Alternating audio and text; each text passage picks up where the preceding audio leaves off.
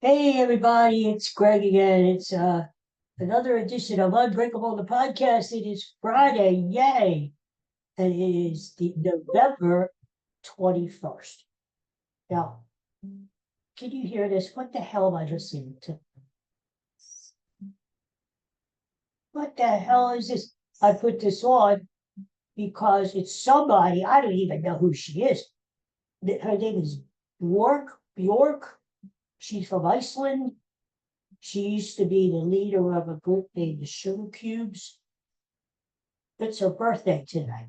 So I said, well, I'll put some music on by Bjork, whatever the hell her name is.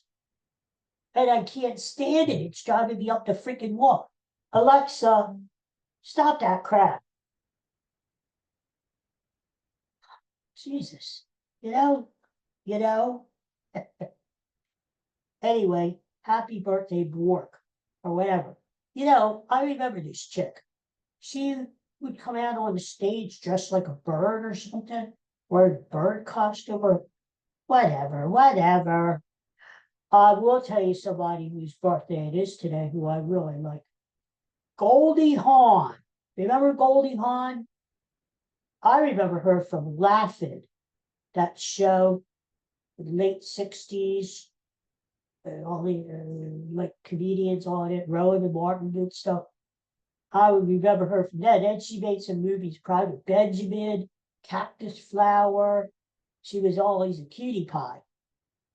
A little ditzy, played ditzy, but cute. And I know her because her daughter is Kate Hudson. Kate Hudson. Uh, anyway, happy birthday, Goldie Hawn. I saw her. She's 80 today. Can you believe it? I saw, what was she on the Oscars last year? And she looked good. She looked really good for her age, for any age, really. I mean, I wish I looked that good when I turned 80. Of course, that's about 60 years away. So, hey, happy birthday, Goldie Hawn. I'm sure you're watching me. So, okay, well, a lot to do today. We got to talk Eagles and Cowgirls on Sunday. I promised you we were going to have a TV classic of the week, and I came up with one. So that's going to be good. And who knows what else we're going to talk about. But before we do, here on Friday, November 21st, there he is, the patron saint of this fine podcast, Bud, the great. Our Bud. He crossed over the Rainbow Bridge last April 11th. There he is.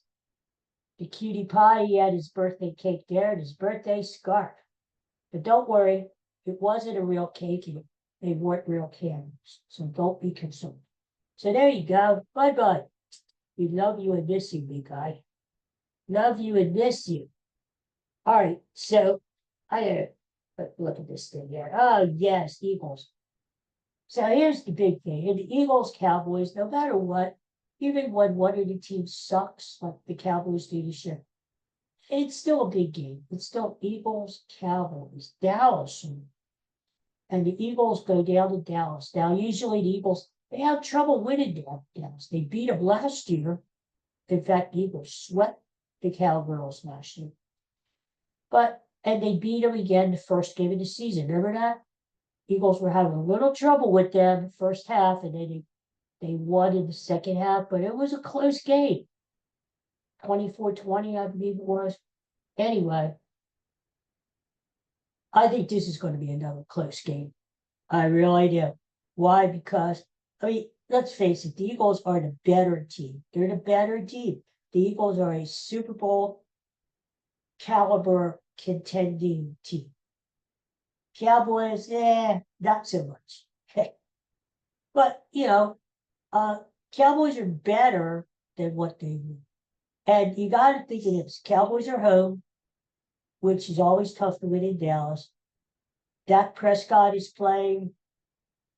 He's always tough to beat in Dallas. Last year when the Eagles won in Dallas, Cooper Rush was the Dallas Cowboy quarterback. So that's going to be tough for it. They have George Pickens.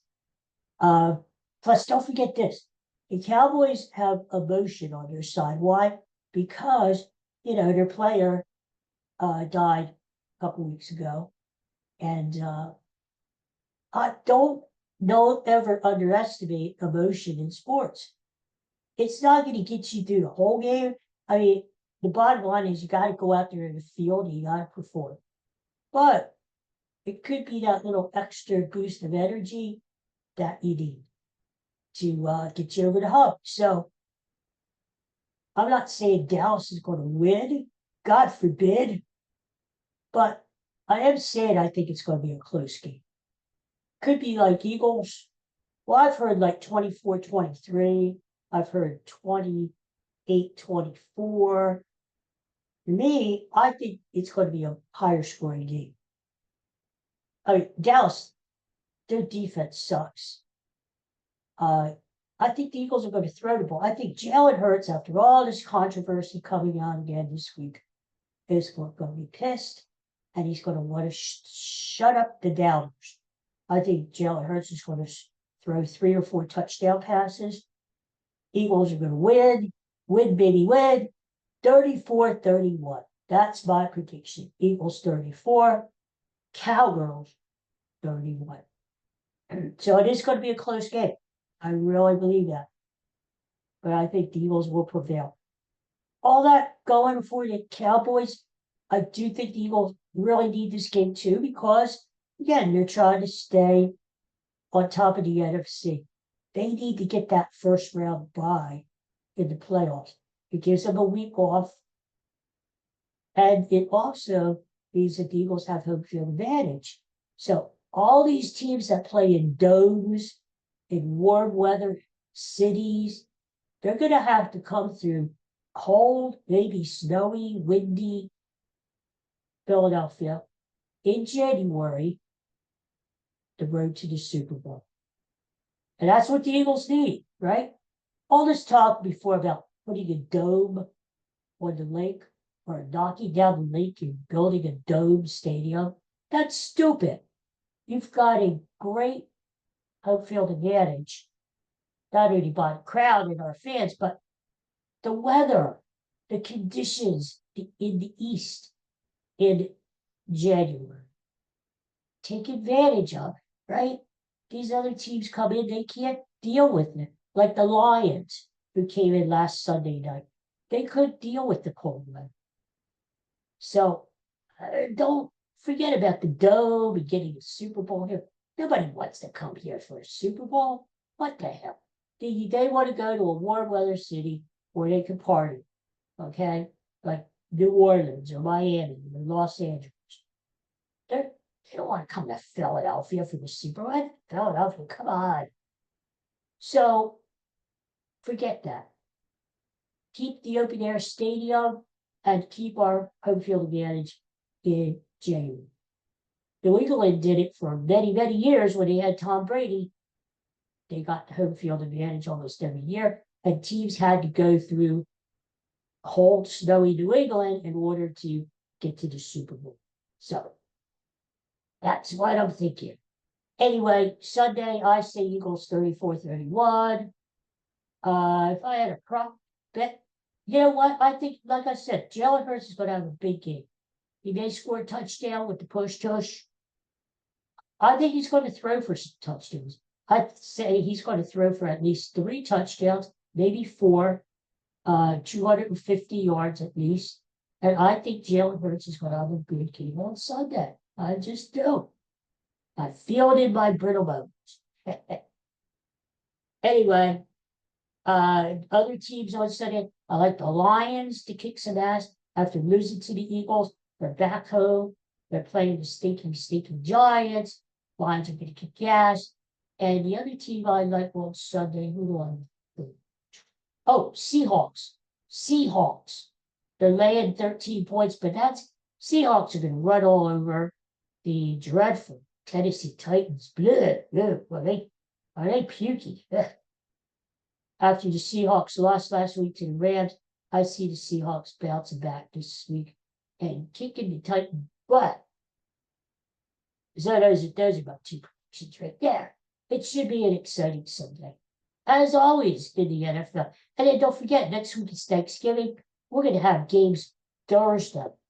We're going to have a game on Friday. Actually, next Friday, Black Friday, Eagles hosting Chicago Bears. We're going to have a game Saturday and games on Sunday and game on Monday.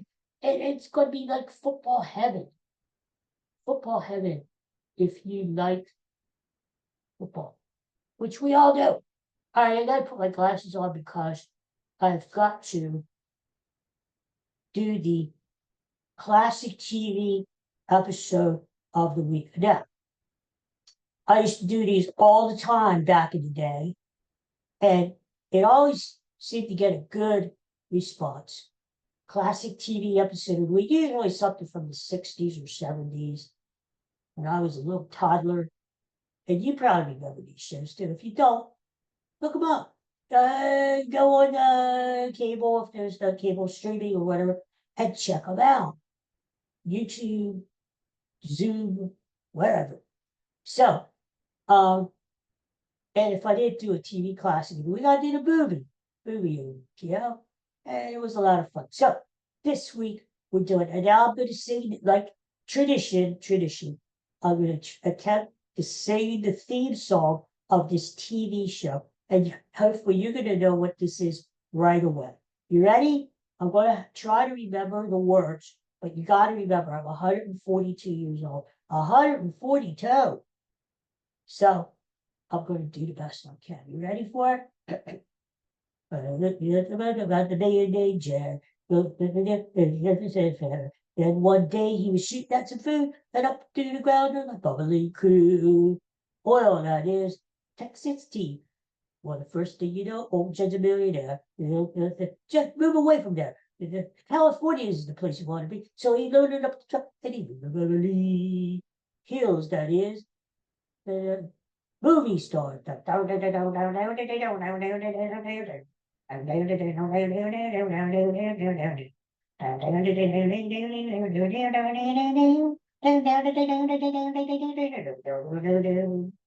All right.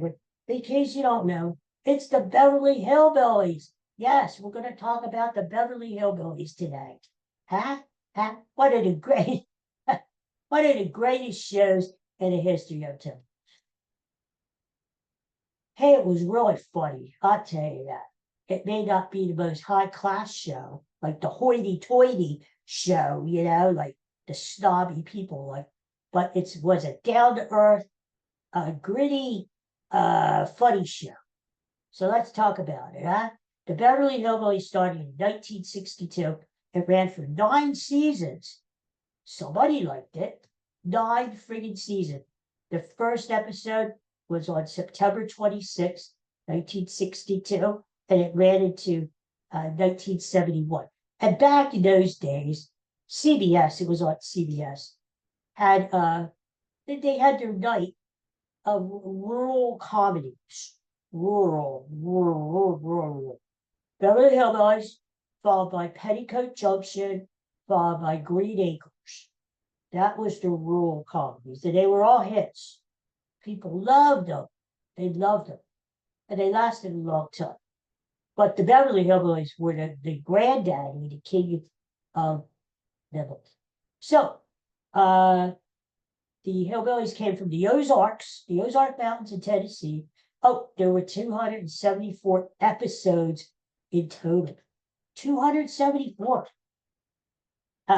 It was, get this, it was the #1 show in the country for 2 years, in 1962 and 1963, the first 2 years it was on.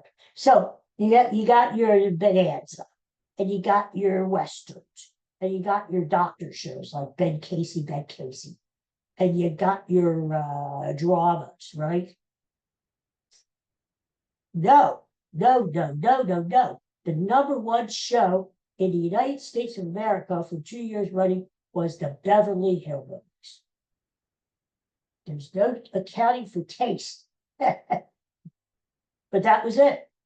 So, and in the 9 seasons that the Hillbillies were on TV, 8 out of the 9 seasons, the show was in the top 20 in the country. And the last year, 1971, started falling off a little bit, but was very popular for most of its run. All right, what else do I have here about the Hillbillies? Oh yes, in fact, 16 of the episodes, 16 are still in the 100 most watched episodes in television history. Can you believe that? Wrap your head around that for a minute. 16 episodes, different episodes of the Beverly Hillbillies are in the top 100 of the most episodes watched ever. So we're talking about Cheers and Friends and Seinfeld and blah, blah. The Hillbillies. Forget Jerry Seinfeld. What the hell? All right, what else? It received 7 Emmy nominations in its time. And you know how it started, right? You know the story. It's about hillbilly family, country folk. They're living in Tennessee in the Ozark Mountains, and they strike oil on their property. They become millionaires, multi-millionaires. And they said to Judd Clampett, who's the patriarch of the family, you got to move to California where all the action is. That's where millionaires live. So I don't know why they couldn't just stay in the Ozarks and have their money, but they all piled in the truck and they went to California. And I think in the end, they actually went back, but we'll talk about that. Yeah, that's what happened. And actually, it was, who started the whole thing? Pearl Bodine. Pearl Bodine, who was the cousin of the Clampett family, her son Jethro Bodine, who was in all but 2 episodes of the Hillbillies. Pearl said, you need to go to California, you're multimillionaires, what are you doing wasting your time here in the hills hunting for muskrats? Go and take my son with you. Get him out of my hair. So they took Dopey Jethro with them. And actually, you know what? Jethro was my favorite part of the show. He really was. I mean, he was just so stupid that he was really funny. We'll talk about that in a moment, too. So, some of the characters, Granny, and he had Jed Clampett, played by Buddy Epson. You know Buddy Epson. Buddy Epson went on to play Barnaby Jones. And Buddy Epson was a great dancer in his time. In fact, Buddy Epson originally had the part of the Tin Man in The Wizard of Oz. And they started filming. Buddy Epson developed a rash and allergic reaction to the silver makeup that they put on his face. It was so bad, he was hospitalized because they were afraid he was going to get blood poisoning. He had to drop out of the part, and Jack Haley Jr. got the part as the Tin Man, and the rest is history. But Buddy Epson had a nice career. He danced with Shirley Temple in Captain January. Remember that? At the Codfish Ball. And that's Buddy Epson. And Jethro Bodine, Ellie Mae. Oh, God, what a babe, huh? That chick with the blonde hair. Oh. And then you had the banker who took care of the Clantons' money, Mr. Drysdale, and his assistant. His wife was Margaret. And then you had Miss Hathaway was the secretary, his assistant. And all these great characters in the show. And then you'd have visiting characters coming in and out every week. And it was a lot of fun. Now, Jed Granny, who was played by Irene Ryan, and Ellie Mae, played by Donna Douglas, they were in all 274 episodes. Jethro was in all the episodes but the last 2. So he was in 11. Granny had But Jed had, Granny had, what the hell am I trying to say? Oh, Granny had a daughter named Rose Ellen. These are like little trivia nuggets that you kind of pick up through the series that nobody really knows. Jed Clampett had a sister named Myrtle that they talked about what's it all about. Jed Clampett was famous because his grandfather, who was 98 years old, married his grandmother, who was only 18. I don't know what the. It's only a TV show.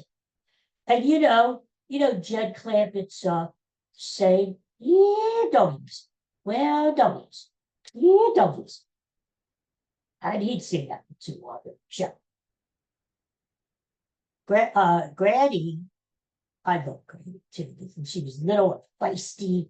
And she was, Granny was a Granny was just, she was Granny. She could be like your grandma. Her real name was Daisy Moses. Daisy Moses. And she lived in Limestone, Tennessee. And she said she was an MD because she would treat the family with all this, whenever they were ill, she treated them with put leeches on their neck. Or, the old country, the old uh, cures from the hills. She called herself an MD, a mountain doctor. About them. They had a bloodhound dog named Duke, and Ellie Mae had a lot of critters, a lot of animals around the mansion.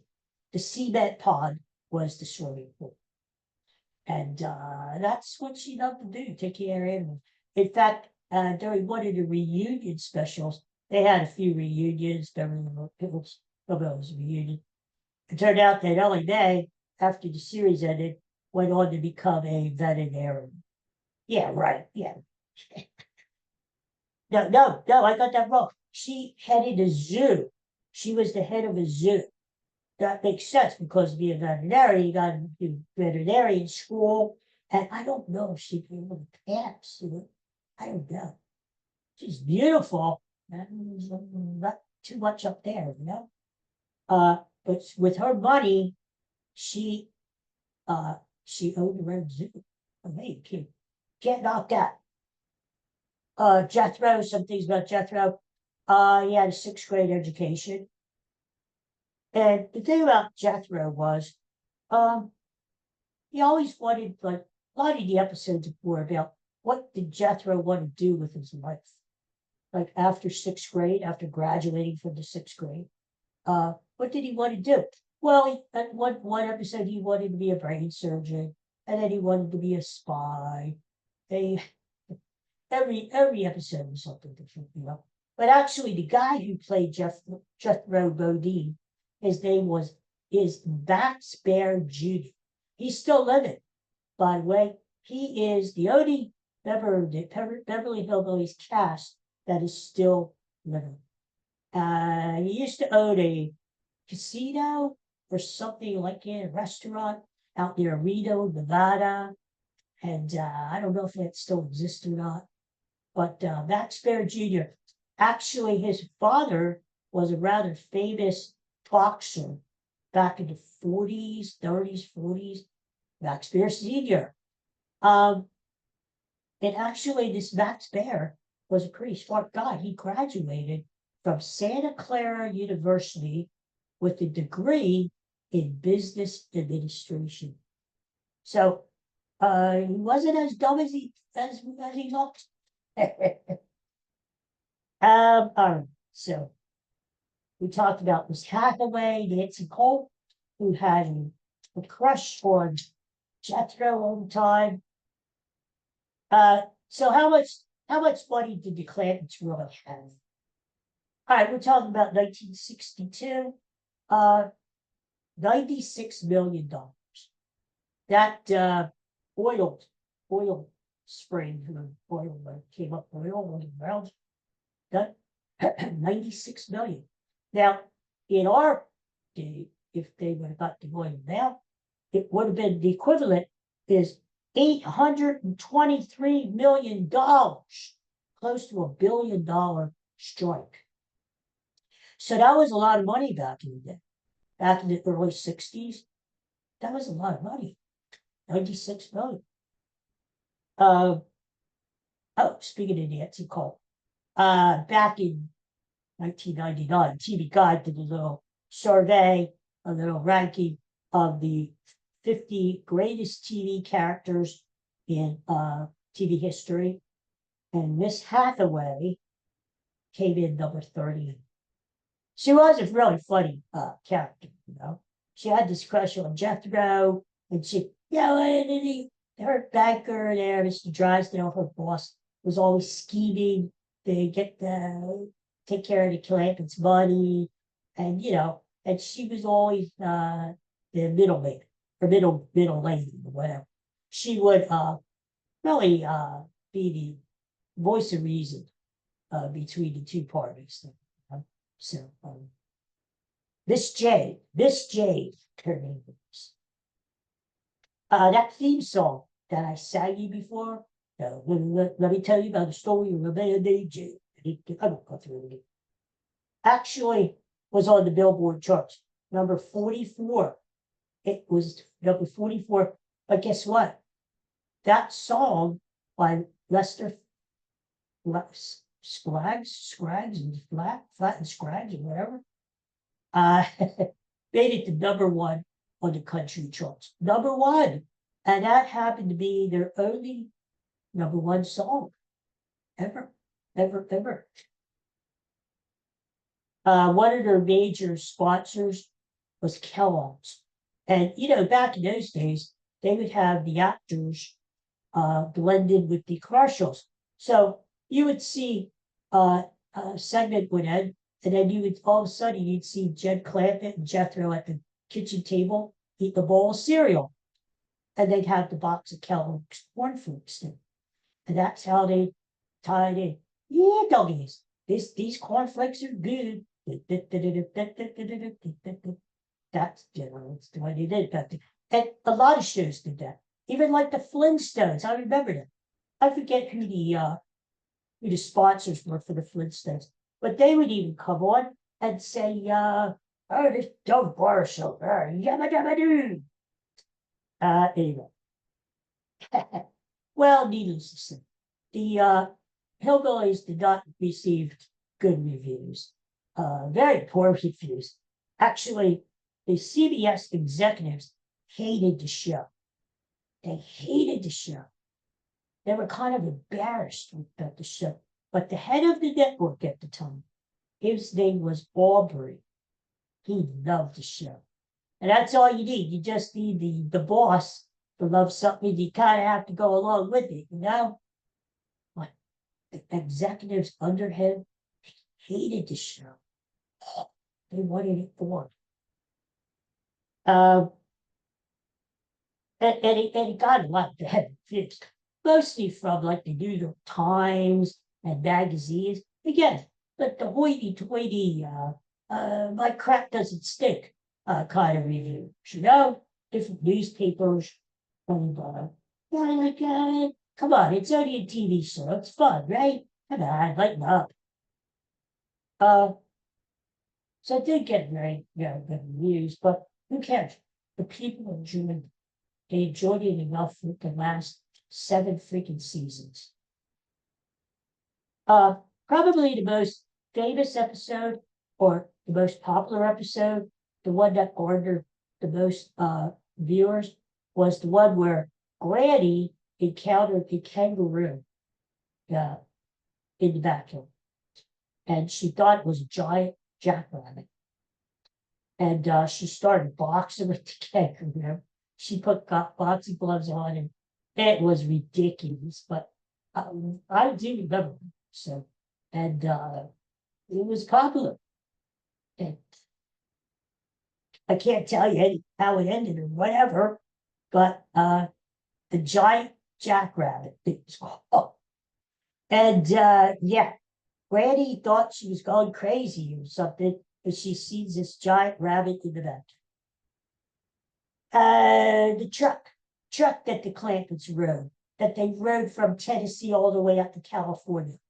It actually was a 1921 Oldsmobile model 37.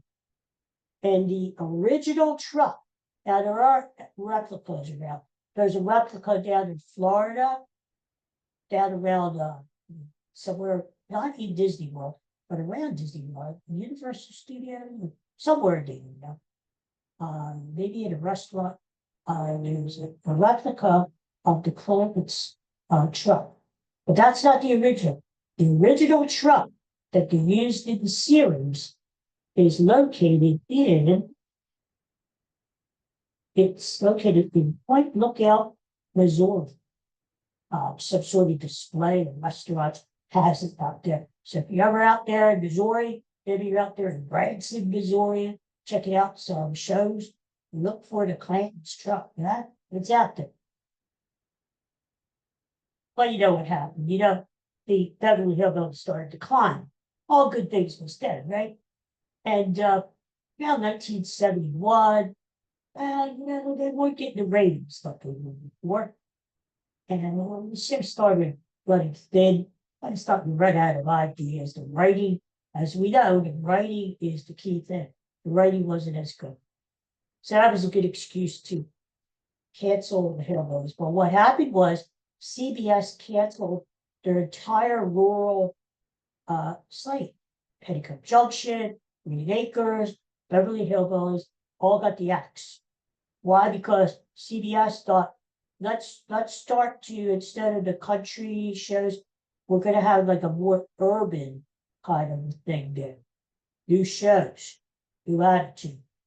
Pat Butcher, who played Mr. Haney on Green Acres, said of 1971, they cut everything, CBS cut everything that had a tree in it, including Lassie. That was his quote. Including Lassie. Lassie got cut. And the final thing I want to say about Beverly Hillbillies, they actually, in 1974, they got sued. The show, a guy named Paul Henning created the show, wrote a lot of episodes. In fact, he had the rights to the Beverly Hillbillies up until he passed away around the turn of the century. They were sued. They settled it out of court because apparently somebody said they had the idea for the Hillbillies first. It was a script called Country Cousins. And I guess they didn't want a big mess to come out of it, so they settled it. So anyway, here's my final thing about the Beverly Hillbillies. Well, it was what it was. I thought it was a hell of a fun show. I laughed many times out there when I was watching it. 1962, that's it. I was only like 6 years old. I was probably in like jammies watching it there and like just giggling my ass off, you know. So yeah, I think if you come upon it, you probably see it. What do they have, like TV Land, all these different channels with classic TV shows. Check it out. I think they have DVDs out. You can check out the seasons. I don't think they have all 9 seasons out. I believe they're up to 5, from what I understand. 5. But it really is a fun show. So, they did reunions where some of the cast came back by like 19. Actually, they did a reunion in the 80s. It didn't get very good ratings. So I was surprised that they came back with another reunion in 1992, which was like the 4th most watched show that week on TV. And they got the original cast back. Buddy Epson, that's Beard, Don Douglas. Randy had passed away by the God rest her soul. But people like to see the cast come out. Where are they now, kind of thing. So, and then they had some ill-fated movie. Jim Varney or something played Jed Clampett, some stupid movie back in the 90s. Hillbillies, that didn't go. You can't do that. You really can't remake a classic, Let the classic alone. Don't you agree with me? If it's a classic, don't try to redo it. Don't try to make it over again. It's not going to work because people remember the originals. To me, Jed Clampett will always be Bones, right? Brandy will always be on. You can't redo it. It doesn't work. But Hollywood, they run out of original ideas and they try to remake stuff. It's a bunch of shit. Anyway, that's my classic TV show of the week, the Beverly Hillbillies, huh? Y'all come back down here. That was always at the end. Y'all come back down here. What else do I want to say? Oh, before I leave, Kyle Schwarber. Oh God, Lordy, Lordy. He visited his hometown in Ohio. What was it, yesterday or the day before? And he's not signed, he's a free agent. So he's out there. Everybody expects him to be signed with the Phillies. The Phillies want him back. He apparently wants to come back to the Phillies.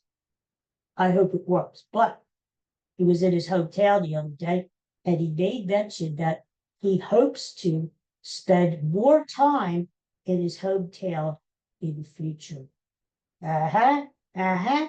Now, does that mean that Schwarber is hoping to play for the Cincinnati Reds, which is close to his hometown, so that he could just, when he's home, go back and forth, back and forth? Is that what he's applying? Is that what you're applying, Schwarber? Well, let's hope for the best. I want him to come back because he's a nice guy. Sounds like he's a great guy. Clubhouse. How are you going to replace 56 home runs and like 130 RBIs? That's going to be tough to replace.